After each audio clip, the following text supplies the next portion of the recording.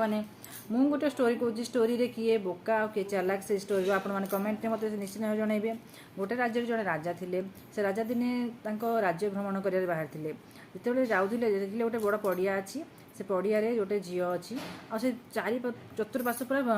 ताल गछ अच्छे से ताल गच खाली ताल गोटे गोटे पड़ुचे से झील उपर पड़ुचे झील कि खुशी बस्तार खाली भर्ती हो नाची नाची भर्ती करदे।